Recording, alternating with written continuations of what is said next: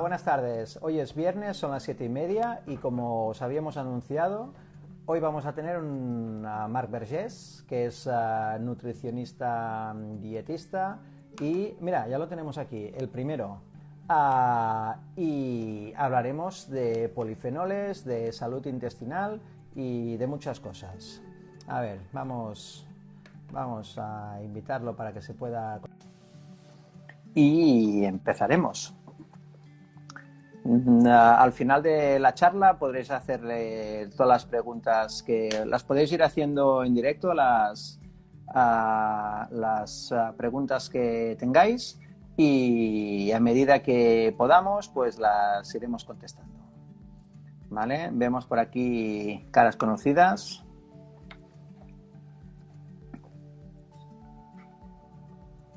Y a ver si Marc se conecta y le empezamos a hacer preguntas.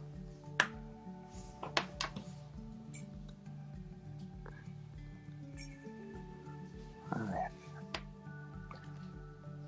Bueno, como sabéis, los que lo conocéis, Marc es un loco del... Mira, ya lo tenemos aquí. Marc, muy buenas. Hola, por fin, buenas tardes. ¿Qué tal? Hoy no nos falla la tecnología. No, hoy la tenemos de nuestro lado. Sí. Perfecto. Pues como estaba explicando, ¿no? Tú eras un poco un loco del deporte, ¿no? Sí. Y cuéntanos, ¿por qué has terminado como dietista?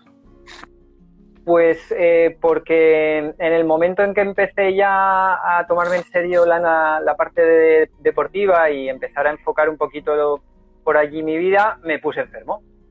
Me apareció una enfermedad que en esa época nadie conocía, una enfermedad autoinmune, que además no tenían claro cuál podía ser, tenían sospechas de que pudieran ser un par de ellas, pero no estaba claro, desconocían por absoluto, por total, de dónde podía venir, qué se podía hacer.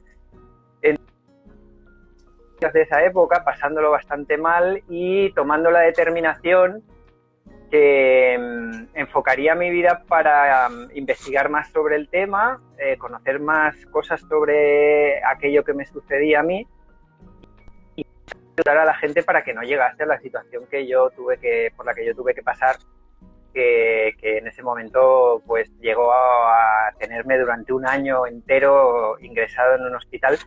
Y por tanto fue una motivación espectacular para que yo cambiara un poquito el diseño que tenía para mi futuro, ¿no? Y a partir de ahí empecé a dedicarme a la nutrición. Y cambiando la alimentación, ¿conseguiste recuperarte, mejorar la salud?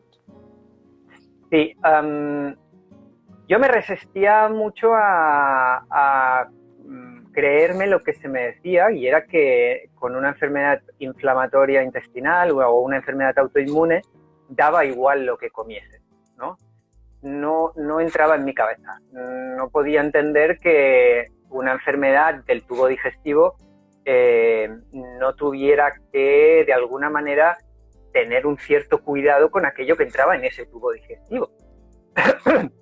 Más cuando estuve investigando el tipo de alimentación que yo estuve haciendo previamente a que se desarrollara la enfermedad, era un tipo de alimentación con poco natural, mucho procesado, muchas harinas, mucha proteína animal, mucho azúcar para hacer deporte. Es decir, creé con total desconocimiento y sin ninguna intención un tipo de alimentación que ahora ya sabemos que es absolutamente contradictorio para tener una buena salud, ¿no?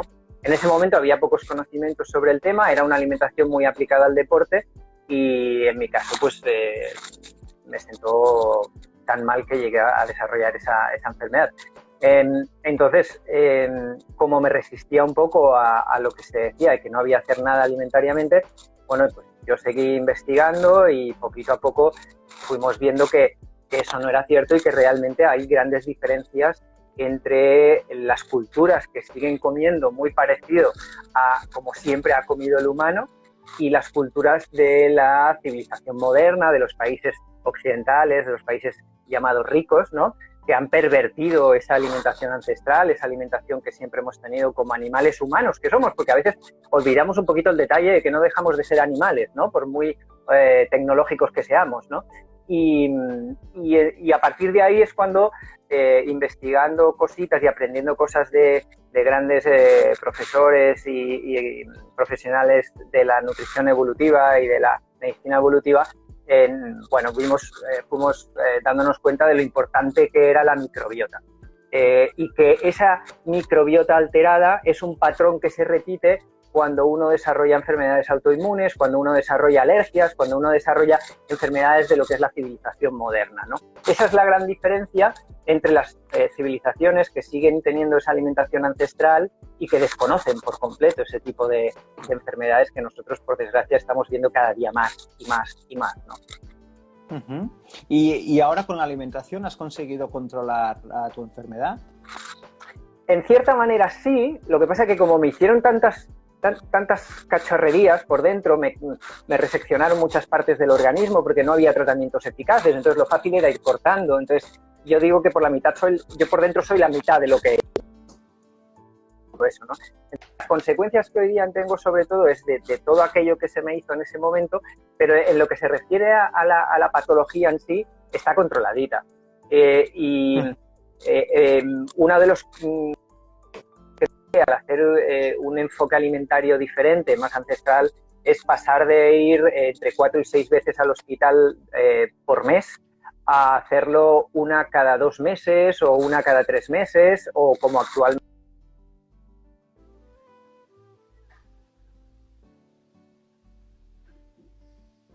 tener, porque bueno, como te digo, la parte de absorción del hierro la tengo complicada por las diferentes cirugías que me hicieron y demás, y entonces tengo que ir reforzando eso. Pero incluso esa parte del hierro se ha visto reforzada haciendo que mis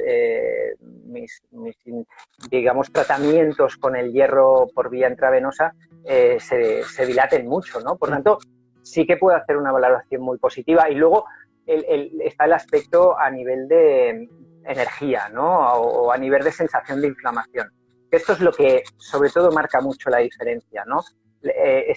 Nos hemos acostumbrado a mantener unos niveles de energía un poco bajos, sensación de inflamación permanente, ¿no?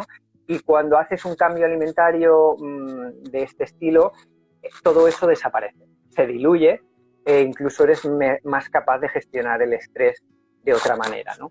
Por tanto, yo recomendaría a la gente que revisase un poquito lo que come y que evite comer aquello que no es una alimentación humana natural, o aquello que sale de la tierra, o aquello que sale de los árboles, ¿no?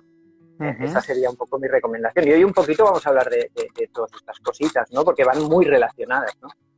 Sí, porque el título de la charla hemos dicho que íbamos a hablar de polifenoles, ¿no? Pero igual todos hemos oído hablar, pero a lo mejor no sabemos exactamente eso de los polifenoles qué es, ¿no? ¿Por qué no nos lo cuentas?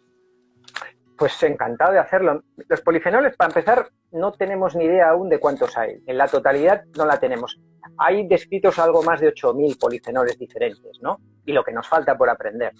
Es curioso que estemos ya mirando a Marte cuando aún hay cosas que aquí se nos escapan tan cerca nuestro, ¿no?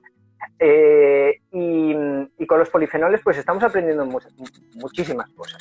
Los polifenoles son unas sustancias que tienen las plantas o los alimentos que normalmente podemos ingerir y que les sirven para protegerse pues de situaciones climatológicas adversas, de plagas, en definitiva de problemas que puedan irles surgiendo al entorno del ecosistema de la planta, del árbol o del vegetal que en ese momento está creciendo, ¿no?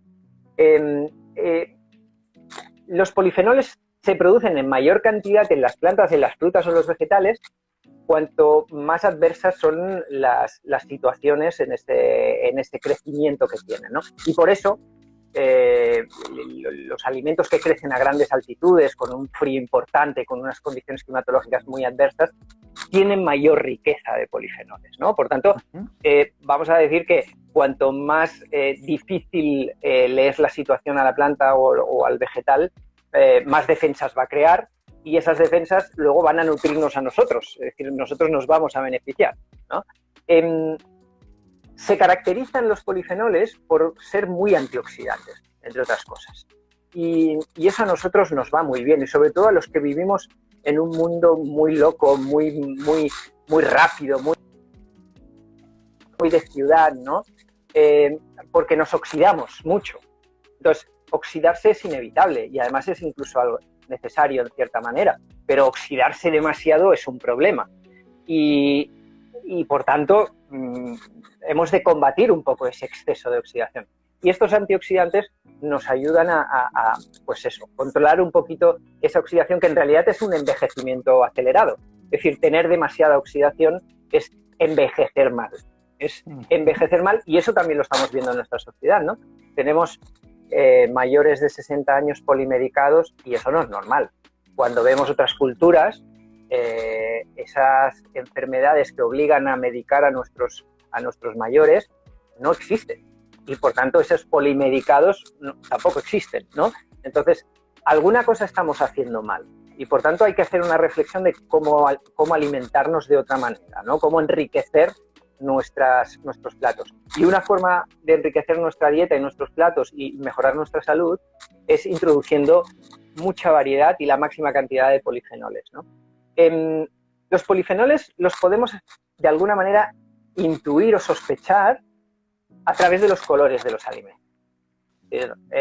Los colores vivos de los alimentos son los que nos van a hacer entender que ahí estamos teniendo polifenoles, ¿no? La clorofila de los productos verdes, ¿no? O la lanectinina de las naranjas, de los productos, o los betacarotenos de los productos naranjas, de los alimentos naranjas, ¿no? O las antocianinas de los productos que son lilas, ¿no? Como sería la uva, como sería la mora, como serían los arándanos, como sería la zanahoria morada, ¿no? La zanahoria de verdad, la que no estuvo antes de la hibridación que formó un holandés para... No, porque ahora nos pensamos que las zanahorias a la bandeja holandesa, ¿no? Claro, las zanahorias hibridadas son naranjas, pero antes de esa hibridación la zanahoria era de color morado, ¿no? Y el color morado es muy interesante. Pero los alimentos de color morado yo siempre los aconsejo, intento que la gente los introduzca mucho en su alimentación, ¿no? Por tanto, en definitiva, lo que buscamos es variedad de colores. Lo que buscamos es una paleta de colores en los platos, ¿no? Yo siempre que diseño ensaladas o menestras de verduras, ¿no?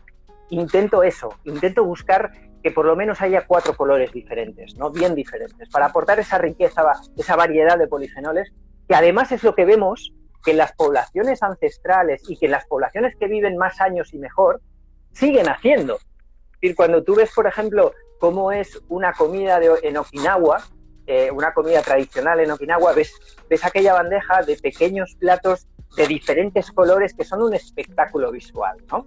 Entonces, hemos de recuperar un poquito ese colorido, ¿no? Ese atractivo que además, cuando tú ves eso en el plato, ves en la bandeja esa variedad de colores, te abre el apetito, comes más a gusto, ¿no? Que si solo ves has dicho algo una verde, cosa ¿no? también muy interesante, ¿no? Has dicho pequeños platos de colores.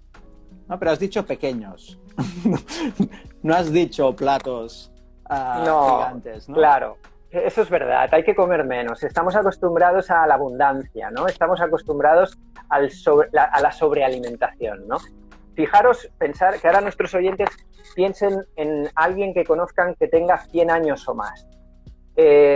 Estoy convencido de que nadie puede decir que esa persona está obesa. No se conocen personas con 100 años o más, con una buena calidad de vida, que tengan obesidad o sobrepeso.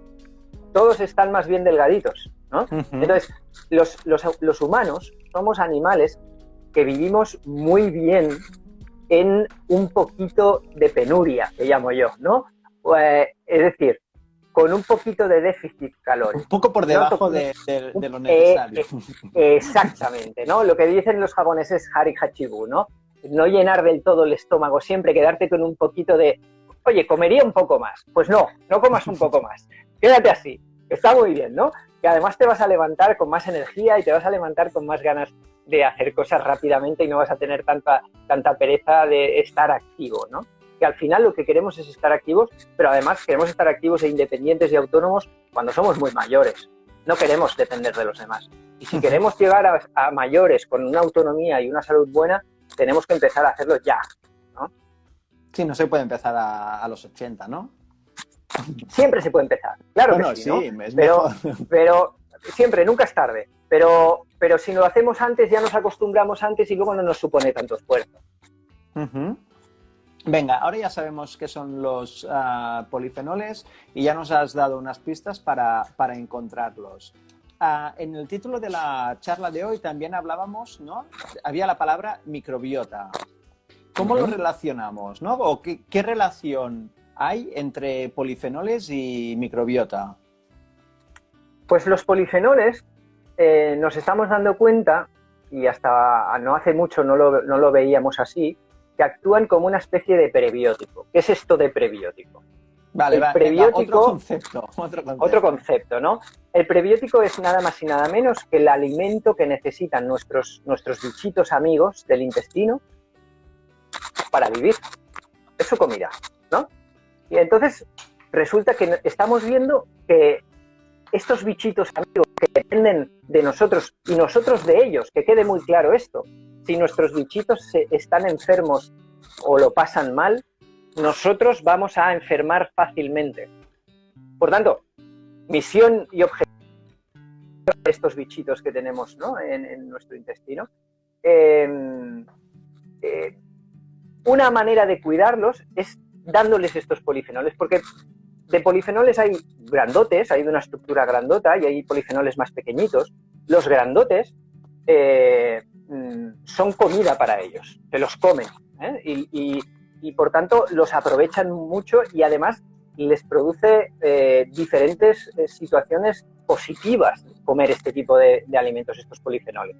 Entre ellos se hacen más fuertes para poder luchar, por ejemplo, contra infecciones oportunistas, contra otros bichos que intentan a veces colarse en nuestros intestinos y que gracias a una buena salud de nuestros amigos los frenan y los llegan a eliminar y desechar, ¿no? Entonces, pueden ser perfectamente los responsables de que no tengamos infecciones oportunistas a nivel intestinal o de otro tipo, ¿no?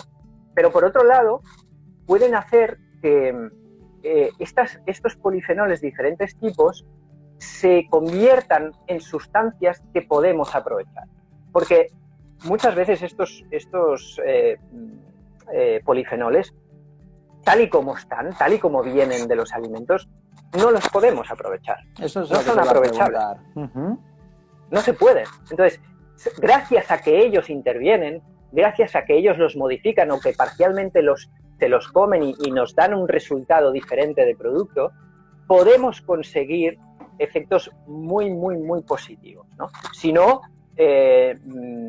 muchos de ellos simplemente pasarían y se irían con las heces, los eliminaríamos con los heces y tal como han entrado salen, quiero decir, no tendrían ningún efecto positivo.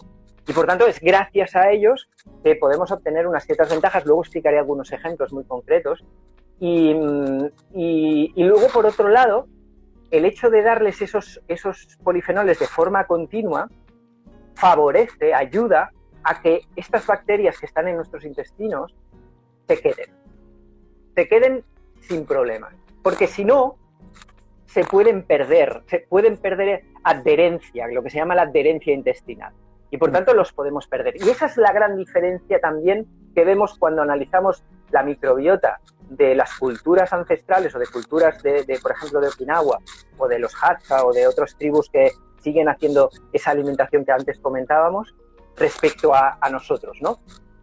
Que ellos tienen mayor cantidad de bichos y mayor variedad de bichos amigos respecto a nosotros. Por tanto, vamos a intentar que nuestros bichos se queden en nuestros intestinos, se reproduzcan, estén en grandes cantidades y haya variedad de ellos, ¿no? Porque en realidad tenemos una microbiota más pobre que nuestros colegas de otros humanos de otros lugares del mundo que siguen cuidando un poquito todo esto. Vale, igual esto no estaba un poco en en el guión, pero Sí. ¿qué familias, digamos, de microorganismos tenemos en el intestino y Ujú. qué alimentos podemos introducir o debemos comer para que cada una de estas familias, digamos, se encuentre a gusto? Porque me imagino que no todas estas familias de microorganismos estarán interesados en la misma comida, ¿no? Correcto, hay alimentos para cada una de las familias. Hay familias que se especifican más en unos que en otros. Y luego también hay polifenoles que pueden ayudar a frenar bichos enemigos. Os voy a poner un ejemplo.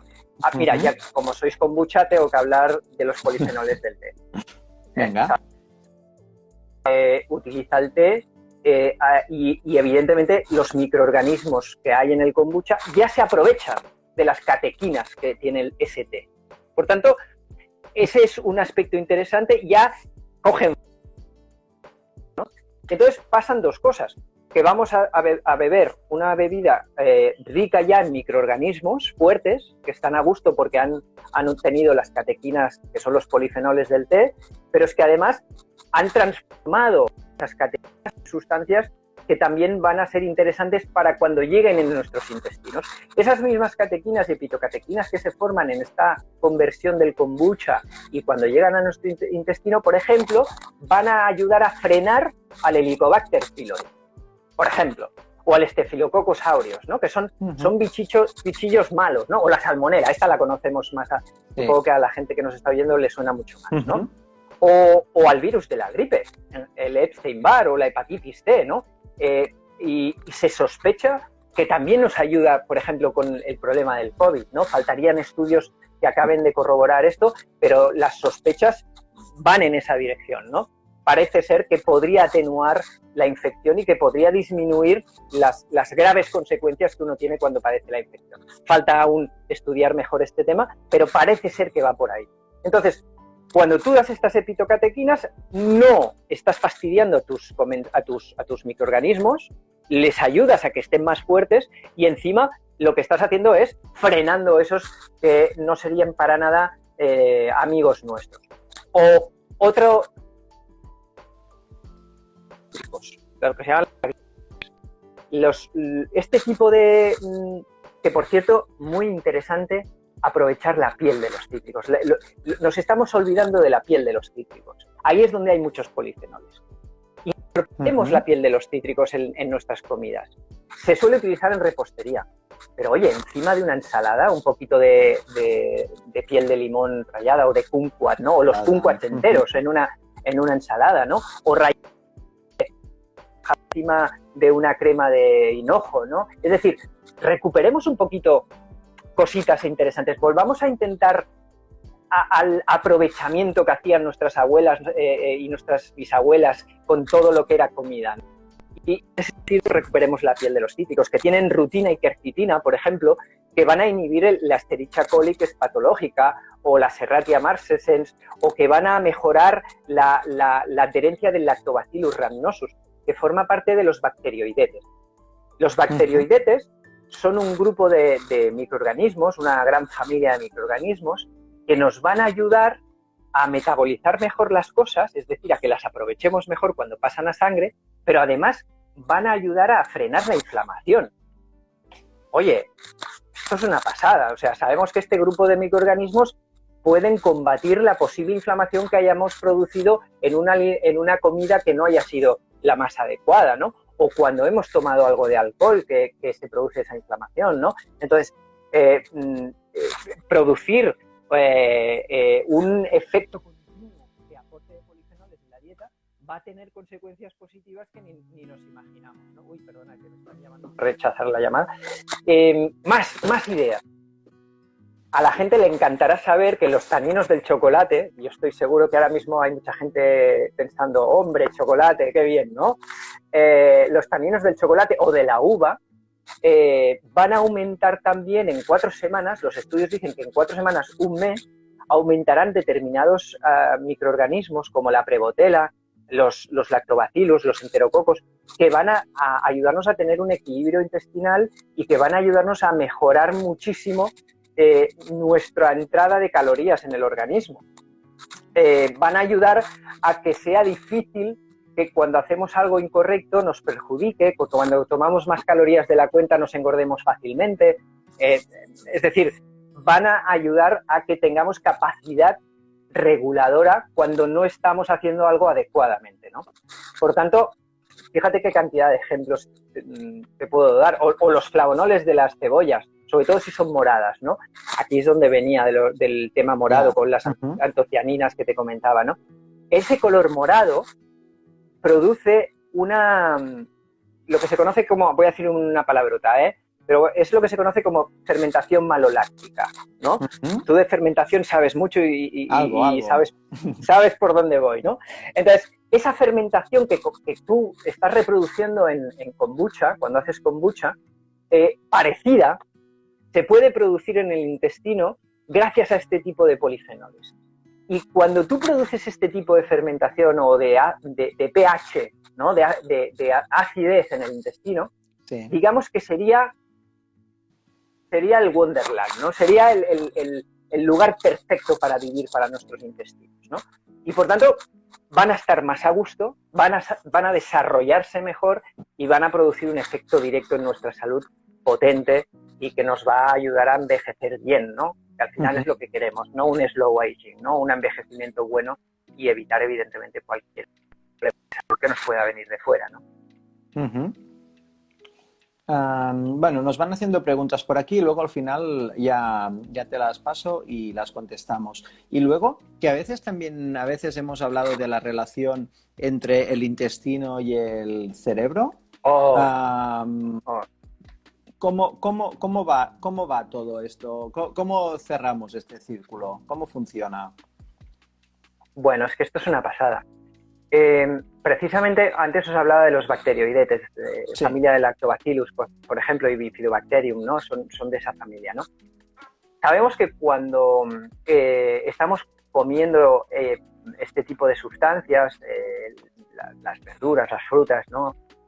Los tubérculos, estamos introduciendo en nuestros organismos, en el intestino concretamente, estas sustancias, este grupo de microorganismos se beneficia. Se pone, saca pecho, tiene ganas de hacer cosas, se vuelve muy creativo y resulta que es capaz de producir cambios que favorecen en nuestro cerebro los neurotransmisores. Es decir, forman péptidos neuroactivos en el intestino que viajan al cerebro y que pueden producir un aumento de la serotonina, que es la hormona del buen rollo, la hormona de la actividad, la hormona de tener iniciativa, ¿no? De tener ganas de hacer cosas, ¿no?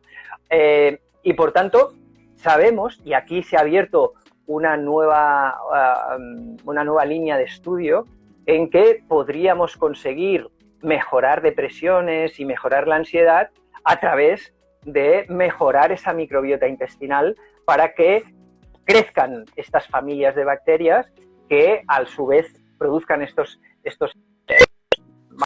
aminoácidos que producen una actividad neuronal muy positiva y que por tanto nos hagan estar más felices y contentos. Por eso os decía antes que cuando nuestra microbiota está feliz, nosotros vamos a estar felices. Y de hecho lo podemos ver clarísimamente, os voy a poner un ejemplo.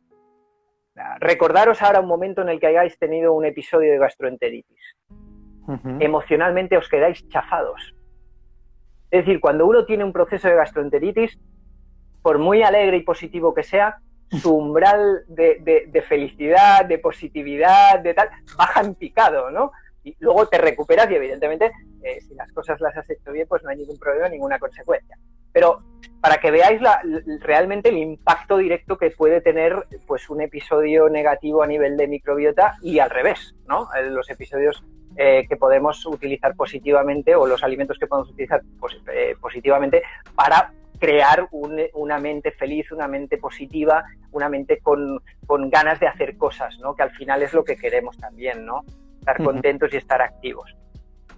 Es verdad que yo tengo que explicar también O si no, bueno, si queréis podemos responder preguntas, ¿eh? No, Luego, también... termina, las tenemos por aquí, las vamos recopilando y luego te las pasamos. Es verdad que tengo que decir una cosa. Todo esto que he explicado puede verse limitado si el intestino está inflamado. Me ha salido un pareado, no era mi intención, pero mira, me ha salido un pareado. Porque una pregunta, Marc, un paréntesis, porque oímos muchas veces que se habla de inflamación, ¿no? Inflamación, pero exactamente ¿qué es la inflamación? Cada vez que comemos solemos provocar inflamación intestinal. Es verdad que hay una manera, sería con una dieta que esa inflamación intestinal se reduce prácticamente a nada, ¿no? Pero de la manera que todos estamos habituados a comer, es fácil que algo que haya en la comida produzca esa inflamación, y de hecho luego hay paralelamente una leucocitosis postprandial, es decir, hay aumento de leucocitos que reaccionan precisamente cuando hacemos comidas que, por ejemplo, están demasiado cocinadas, demasiado tostadas, demasiado quemadas, ¿no? Demasiado procesadas. Por tanto, cada vez que comemos provocamos esa inflamación. Nuestro organismo, nuestro intestino, tiene mecanismos para compensar esa inflamación. Tiene mecanismos, pero tiene mecanismos limitados. Lógicamente, si no lo mimamos, no lo cuidamos, al final lo que se produce es un efecto inflamatorio que no se corrige, se queda una inflamación persistente, se queda una inflamación crónica, y esa es la puerta de entrada a enfermedades autoinmunes, por ejemplo, ¿no? Uh-huh. Entonces, claro, estamos viendo que en las sociedades modernas hay una inflamación de bajo grado persistente en la mayoría de la población.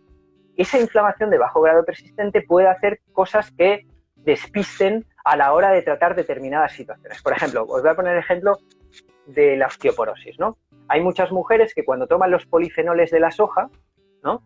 Uh-huh. Las isoflavonas que tiene la soja, oye, mil maravillas. Es la menopausia que tienen y sus efectos secundarios de la menopausia desaparecen y no hay ningún problema. ¿Por qué?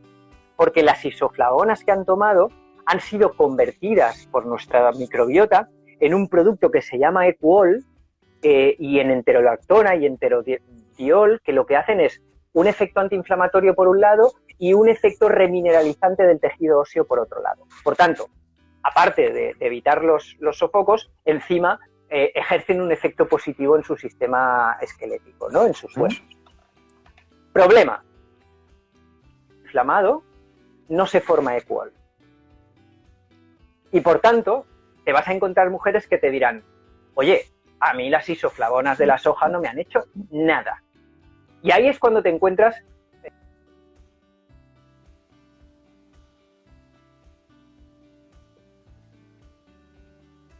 y las mujeres que no les han hecho nada. Sospechen, en ese caso, que cuando las isoflavonas de la soja no te están haciendo efecto es porque tienes una inflamación intestinal crónica de bajo o de medio grado. Esto ya puede depender de cada caso, ¿no? Por tanto... Porque podemos saber de alguna manera si padecemos de inflamación de bajo grado. ¿Hay alguna pista que nos puedas dar para saberlo? Hay varias maneras, hay pruebas un poco más invasivas que otras. Una prueba nada invasiva sería hacer un estudio de microbiota. Se puede hacer un estudio de microbiota a través de las heces fecales, se coge una muestra y a partir de ahí se analiza todo lo que hay en el intestino, no solo si hay una inflamación de bajo grado. Podríamos ver exactamente cómo están las inmunoglobulinas de tipo A, que son las IgAs que suelen dar ese problema inflamatorio. Podríamos ver si hay hiperpermeabilidad intestinal. Podríamos ver esa relación entre bacterioidetes y firmicutes, que favorece la inflamación o no. Podríamos tener una información muy exacta de lo que está sucediendo en los intestinos, ¿no?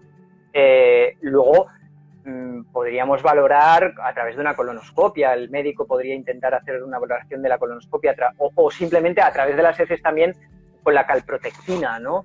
Que es un indicador de inflamación intestinal. Pero lo más completo sería un estudio de microbiota. ¿Y con analítica en sangre podemos intuir que pueda haber alguna inflamación? ¿Hay algún parámetro que pueda dar alguna pista? se podría hacer una analítica muy completa para sospechar a través de varios parámetros que podría haber inflamación. Lo que pasa es que en analíticas normalmente valoras inflamación sistémica en general. Vale. Entonces, a veces no tienes el dato tan exacto, ¿no? Y es más fácil hacerlo buscándolo en las heces, porque ahí estás en un sitio donde ya controlas perfectamente que los parámetros son inflamatorios intestinales puros y duros, ¿no? Y para, siguiendo la línea esta de los polifenoles, ¿tú hacia dónde crees que vamos con lo que sabemos ahora de polifenoles y lo que aún nos queda por aprender? ¿Hacia dónde ves que el futuro apunta?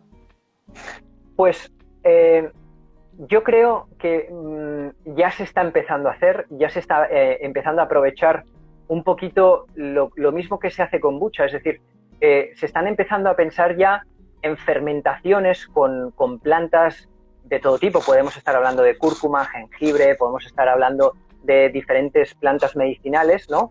Que tienen diferentes polifenoles y que tienen diferentes principios activos que mejoran la inflamación, por ejemplo, o que pueden mejorar la salud hepática, o que pueden mejorar cualquier situación que queramos según la planta que utilizamos.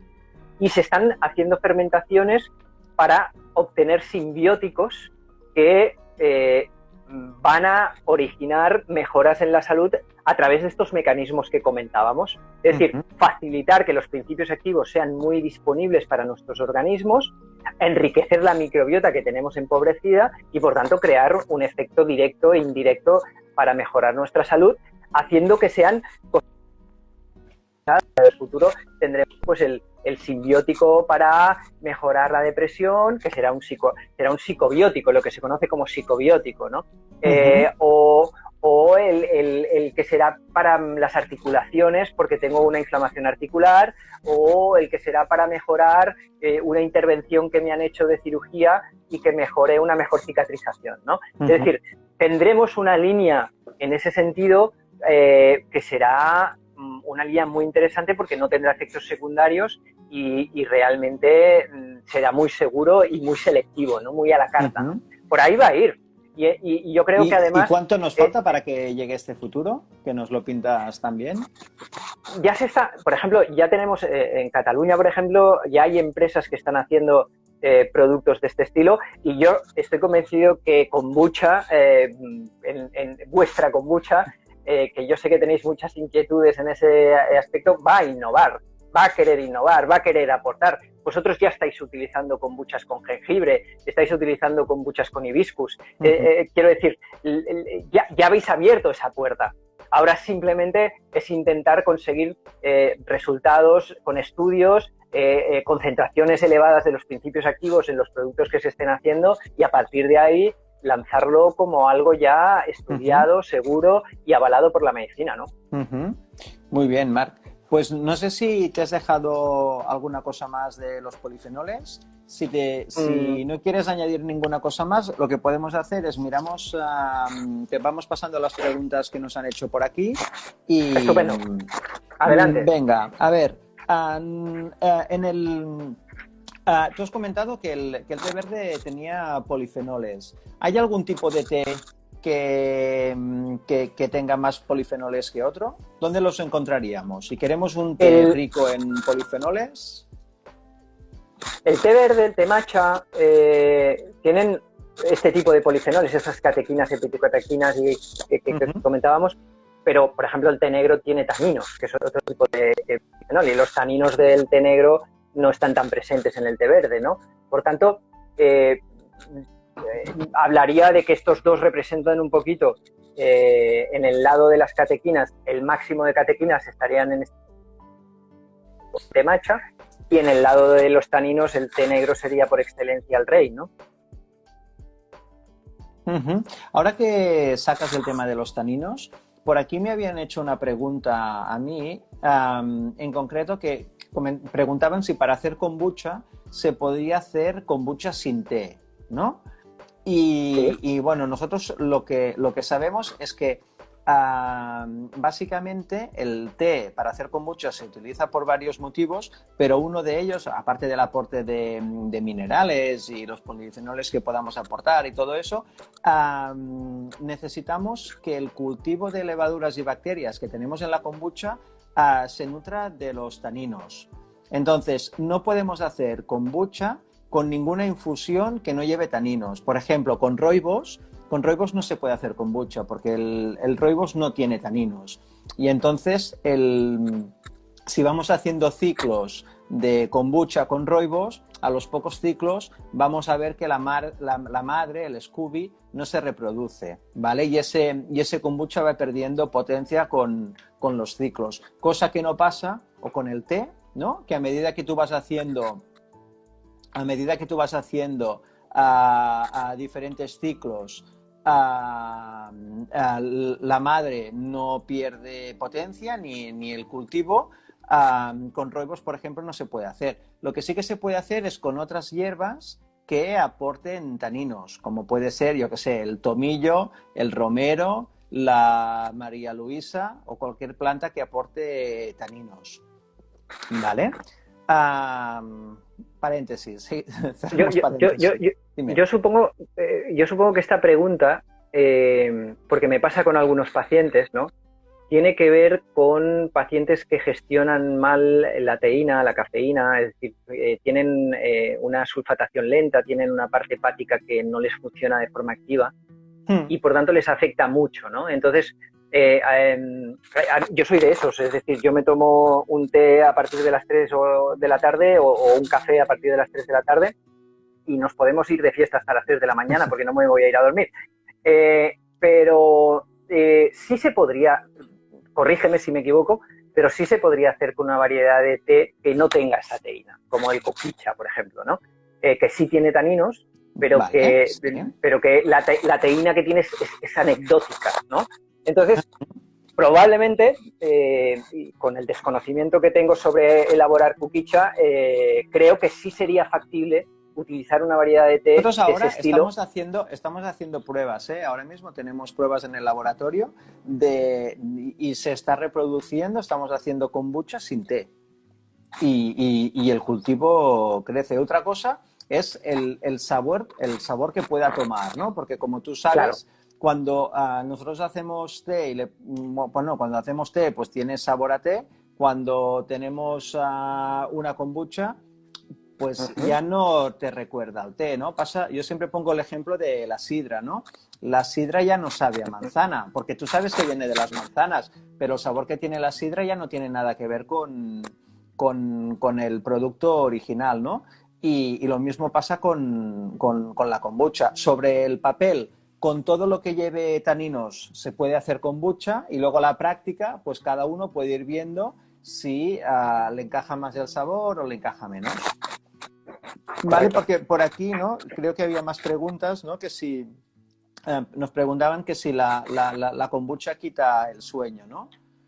Y es un poco lo que tú has contestado, ¿no? Depende, ¿no? De la sensibilidad de... Exactamente. Es decir, habrá personas que tienen una capacidad de eliminar la teína o la cafeína espectacular y que son capaces de, prácticamente como aquel que dice, para cenar tomarse un té o un café, irse a dormir y durmiendo a pata suelta sin problemas toda la noche. Pero evidentemente hay gente que es sensible a este tema y que le va a costar y por tanto le va a dificultar dormir. Por tanto, si sabéis que tenéis ese problema, evitad tomar este tipo de sustancias a partir de las 2, 3 del mediodía, porque eso va a hacer que descanséis mejor, claro que sí. O esperar a conseguir un kombucha sin que tenga esa teína. Mira, más temas que nos han... Dos que van un poco ligados. Uno, nos preguntan si con SIBO se puede tomar kombucha, una, y luego otra, que supongo que las puedes contestar conjuntamente, que nos preguntan que cuando hay un exceso de gases, si es conveniente tomar fermentados. Vale. A la primera pregunta de SIBO es rotundamente no. No es el momento. Es decir, cuando hablamos de SIBO estamos hablando de un sobrecrecimiento intestinal bacteriano anómalo, que se tiene que corregir se tiene que disminuir la cantidad de microorganismos que hay en ese intestino, se tiene que volver a corregir la acidez de ese intestino para que se posicionen todos los microorganismos. Porque cuando los microorganismos que están viviendo en una zona de nuestro intestino se van a vivir a otra zona del intestino, suelen dar problemas. Y eso es lo que pasa en un SIBO. Por tanto, primero hay que hacer un tratamiento para el SIBO y, en todo caso, una vez ya se haya recuperado esa funcionalidad, sí que es adecuado aportar kombucha, pero en la fase aguda de SIBO ni de broma. Mira, porque hablando les va a hacer SIBO, daño. nos preguntan que cómo saber si hay SIBO. ¿Qué nos puede dar a pensar que puede haber un SIBO por ahí? Es que un SIBO es incapacitante, es decir, un SIBO no te va a permitir tener una vida normal, es decir, un SIBO va a hacer que tengas una tripa de 6 meses a la que le des un bocado a cualquier cosa. Un SIBO va a hacer que tengas unos dolores y unos espasmos intestinales que va a hacer imposible que tengas un ritmo de vida normal. Es una de las situaciones no graves, no mortales, más inhabilitantes que yo conozco en consulta, ¿no? Y, por tanto, si tienes un SIBO, es que no vas a poder con tu vida. Entonces, evidentemente, eso es un SIBO. Otra cosa es una pequeña disbiosis que, bueno, en ese caso sí podría ser esa otra pregunta que me hacías de cuando tengo gases, ¿no? Cuando tengo muchos gases. Sí. Bueno, pues cuando tienes muchos gases podría ser que hubiese una pequeña disbiosis, es decir, una alteración de alguna de las familias de los microorganismos que se ha disparado, ¿no? Y se ha descontrolado y, por ejemplo, las arqueas, que cuando no masticamos bien los hidratos de carbono, pues las arqueas, claro, les llega el alimento no digerido, no bien digerido al intestino y hacen una fiesta. O sea, cuando las arqueas reciben el hidrato de carbono mal digerido, mal ensalivado, ostras, para ellos es un festín que hace que se reproduzcan en mayor medida, que reproduzcan cantidad de gases y que den un poquito esa situación que comentaba el que nos había hecho la pregunta, ¿no? Entonces, en esos casos, el kombucha, si es una situación como la que estoy diciendo, podría ayudar, porque el kombucha tomado como pequeña cantidad de postre de una comida podría mejorar la digestibilidad de lo que hemos ingerido. Vale. ¿Qué más tenemos por aquí? Nos preguntaban, cuando hablabas de usar los polifenoles de los cítricos, ¿no? Los que están en la piel de los cítricos, nos preguntan si se pierden en la cocción. Por ejemplo, si hacemos un bizcocho y le añadimos la ralladura del limón, si con la cocción esos polifenoles se pierden o se conservan. Un poquito sí que se pierden. Es decir, a mayor temperatura, mayor pérdida. Sí que es verdad que por eso es importante, también comentaba, aplicarlos en las ensaladas, ¿no? Rallar un poquito encima de una ensalada o rallar un poquito encima de una crema de verduras cuando ya la tenemos servida en el plato, ¿no? Es decir, ese último momento, ¿no? Ese toquecito último que arregla el plato, que le da vistosidad al plato y que no pervierte tanto el nutriente, ¿no? Vale, más cosas que ahora se están animando. Al principio de todo han preguntado keto y creo que era autoinmunes, ¿no? Eso, ¿qué opinas de la dieta keto como antiinflamatoria? Yo soy muy fan de la dieta keto como antiinflamatoria. Lo que pasa es que se ha de tener en cuenta varios aspectos, ¿no?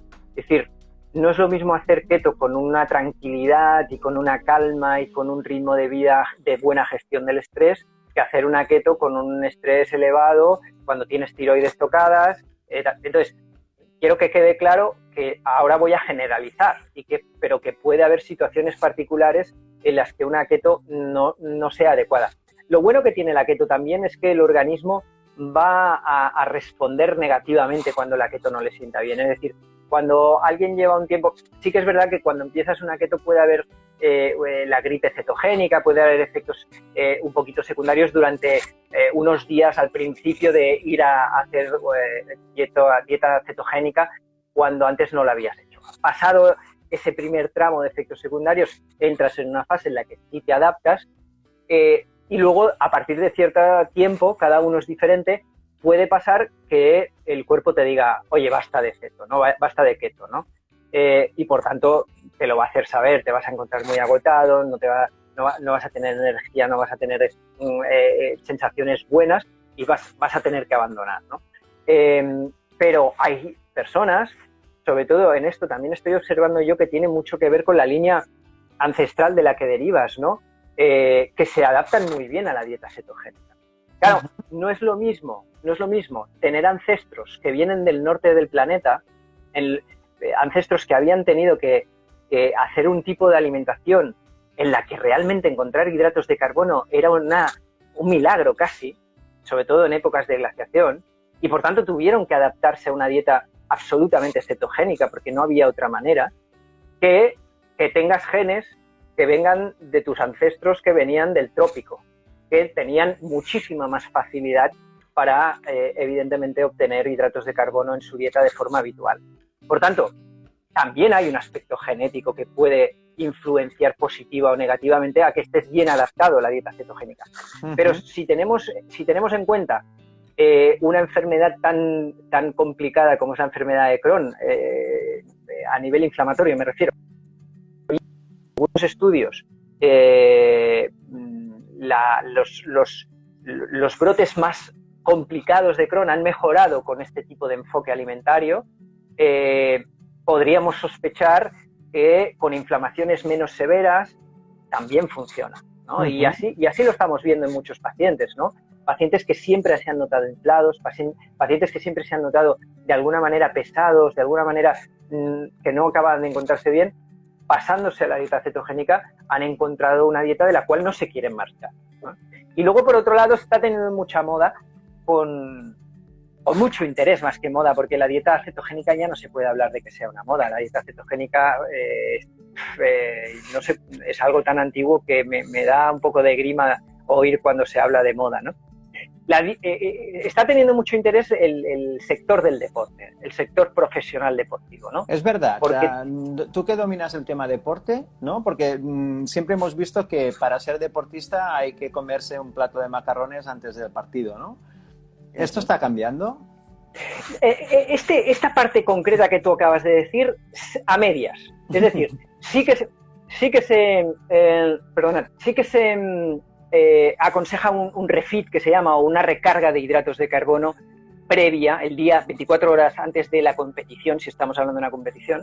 Pero claro, sí que cambia el tipo de hidratos de carbono. Es decir, la pasta ya no se toma. Se toma antes un arroz, se toma antes un tubérculo como la patata, como el boniato, como la calabaza, como la fruta. Es decir, otro tipo de hidratos de carbono, ¿no?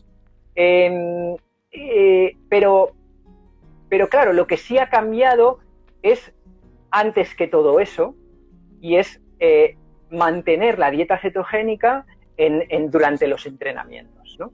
Hacer que el organismo, en vez de utilizar una cosa de la cual nuestro organismo no tiene reservas y por tanto exige demanda continuamente cuando se gasta, y por eso estás continuamente con los geles, con el azúcar en forma de barritas, etcétera, etcétera, para tener una continuidad en el ejercicio, a otro tipo de nutriente que tenemos todo el rato.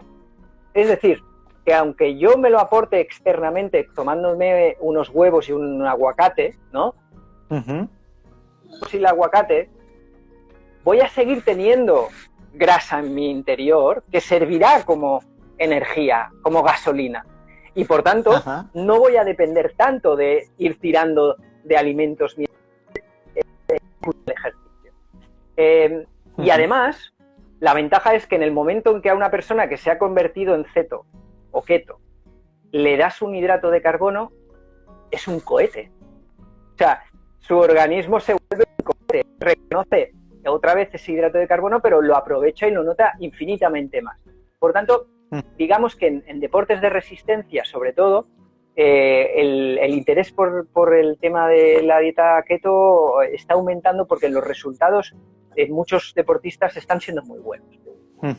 Claro, el otro aspecto es, cuando estamos haciendo deporte también inflamamos musculatura continuamente. Si yo hago una alimentación súper pluscuamperfecta a nivel antiinflamatorio, me recupero antes. Me lesiono menos. Rindo más. Nos han hecho otra pregunta. Dosis de kombucha adecuada, si hay que hacer descansos. ¿Cómo lo ves? Por desgracia, o por suerte, el uso de fermentados, no solo kombucha, fermentados en general, si queremos, en una situación como la que estamos viviendo en estos países occidentales, ¿no? Con tanto estrés y demás, si queremos realmente tener una salud óptima, hay que aportarlos, si no diaria, casi diariamente. Es decir, hay que irlos que estar en la famosa pirámide, ¿no? Que alguien pervirtió, ¿no? Pues habría que poner desde bastante abajo, ¿no? Los fermentados, ¿no? Los que sean. Sí, señor. Ni más ni menos. Es decir, a partir de ahí cada uno escoge sus fermentados, ¿no? Eso. Y como todo, ¿no? Ir variando. Es lo mejor, ir variando de fermentados, ¿no? Pero a nivel de kombucha, si solo quisieses tomar kombucha porque no hay otro fermentado que te gusta, con medio vasito, día sí, día no, o todos los días ya hay suficiente. Ahora, también hay que tener en cuenta de cuándo lo tomo. Es decir, no es lo mismo tomarlo como postre de una comida, como he dicho antes, que ayudará a ejercer una mejor digestión, que tomarlo en ayunas. Porque cuando lo tomo en ayunas, pasa rápidamente a mi intestino y, por tanto, pasa a enriquecer mi microbiota rápidamente. ¿Vale? Por tanto, no actuaría a nivel de digestibilidad. Son dos maneras diferentes de tomar kombucha o cualquier fermentado, ¿no? Vale. Otra pregunta, ya vamos terminando. Alguien que tiene SIBO y que es Gilbert, el tema de los ayunos, que en principio que comentan que les sientan fatal, ¿no? Los Gilbert y los ayunos, sí, mal puede negocio, pasar, ¿no? Los ayunos largos, mal, pero no todos los Gilbert son iguales, y yo tengo que decir que los ayunos de 12 horas los aguantan bastante bien. Y aquellos que suelen aguantar mal los ayunos largos, cuando introducimos un fermentado, mejor. Es decir, si en el momento de las últimas horas del ayuno, que es cuando peor se encuentra, utilizamos un poco de kombucha, las sensaciones mejoran. Pero aún así, yo diría que un ayuno de más de 12 horas tendría que estar un poquito controlado y según qué persona, según qué Gilbert, no va a ser adecuado. Pero un ayuno... Sí. Digo, yo sí te sirvo de ejemplo. Un ayuno de 12 horas en keto no tengo ningún problema. En alimentación convencional no puedo. Claro, porque está pasando lo que te decía antes. Cuando estás haciendo una alimentación normal, le estás dando gasolina súper continuamente y necesita gasolina súper. Sí. Y por tanto, en el momento que le cortas la súper, te dice, oye, muerte, ¿qué pasa? Muerte, ¿no? Y destrucción. Pero claro, pero en el momento que lo acostumbras a la diésel, se acabó el problema. Ya está, no hay problema, se terminó. Porque se acabó el problema. No falta la energía, no falta el combustible. Marc, correcto. Digo, llevamos 1 hora y si duramos más no lo podremos guardar. Veo que hay alguna pregunta por aquí. También hay muchos fans tuyos por aquí que te saludan y te dan 1000 gracias. Un saludo a todos, un abrazo muy fuerte virtual y esperemos vernos en directo. Si vemos que hay alguna pregunta por aquí que no tenemos tiempo ya de contestar, en todo caso te las pasamos y las responderemos aquí por stories o algo. ¿Vale? Mira, vamos a hacer una cosa también, ya para terminar. Toda la gente que ha tenido toda la paciencia y que nos han hecho todas estas preguntas, vamos a hacer hasta el domingo por la noche un 15% de descuento con el código polifenoles, ¿vale? A todos los que quieran comprar kombucha este fin de semana, pues como esto solo lo van a saber los que nos han visto, pues vamos a hacer esta promoción. Si hacéis la compra en nuestra web y ponéis el código de descuento polifenoles, os vamos a aplicar un 15%. Y en todo caso, mira, las preguntas que queden así pendientes, que nos la hagan por stories, te las pasamos a ti y nos las respondes y las vamos colgando. Y si vemos que hay muchas, pues tendremos que hacer otro. Vale.